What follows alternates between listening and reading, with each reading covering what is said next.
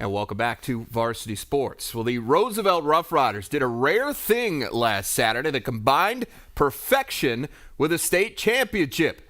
That's the first time since South Dakota Spring Baseball started in 2004 that a Class A team has managed to do that. Yeah, let's take a look at their path to that title. They survived a 29-0 regular season by winning 3 games via walk-off endings. They got a walk-off walk against Fargo South. Then they beat Fargo North in extra innings during the early season border battle with the North Dakota teams. Later in the year, get a walk-off win against Brandon Valley on a wild pitch to get a 4-3 win. Then in the region championship, Nick Hookstra pulled one over the left field fence with the bases loaded. They won't forget that one. That secured a 7-4 win in the region title.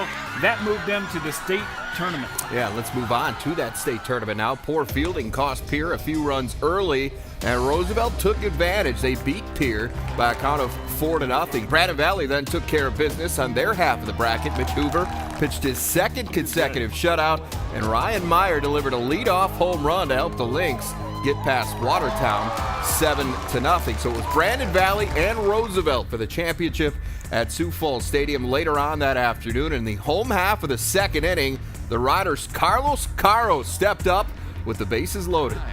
First pitch swinging down the left field line, and he bringing everybody. I just had to go up there and do what I could, and trying to go oppo. That was the start of a 4-run inning, giving Roosevelt the early 4-0 lead. Top 3 now. Brandon Valley gets one back on an RBI from Peyton Livingston, and it is 4-1. Well, they got him back in the game a little bit, but Justin Aldridge kept things under control for the Riders. He and the reliever, Jack Blogg, combined for 5 strikeouts in a 3-inning period. That led them through the 5th inning. All right, to that 5th inning we go now. Riders get the bats going again. Gus Riddell singled in a run, and later Reese Raggets tacked on a 2-run single. That made it 7-1. Roosevelt would add 2 more in the 7th to go up 9-1, and that would be more than enough on this night. Roosevelt completes its perfect season with its 4th state title. Oh man, last year the way we lost to Brookings in the first round, we just didn't show up like we needed to, and this year we definitely bounced back. I mean, all off season we worked, all of us together, we just worked super hard, and it all paid off. We didn't talk about it. As a team, we never talked about it. We just always talked about the next game ahead of us. I know it's a sports cliche, but it worked for us. And then the other thing we did was we always talked about finishing strong. If it was the last game of the week, the last game of the regular season, whatever it was. And today we talked about this is our last day of baseball together. Let's go out and finish strong. All right, congrats to the Rough Riders. What a season. You know, we've seen St. Thomas More go undefeated in Class B, but never has happened in Class A.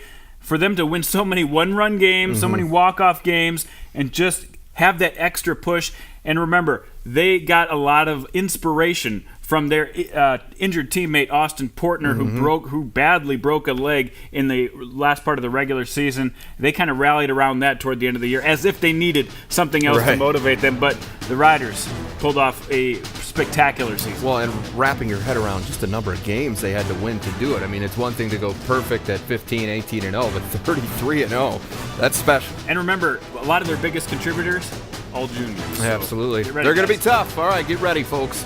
All right, well, South Dakota's other baseball title would be settled just a couple of days later. We're going to share Class B's championship highlights next.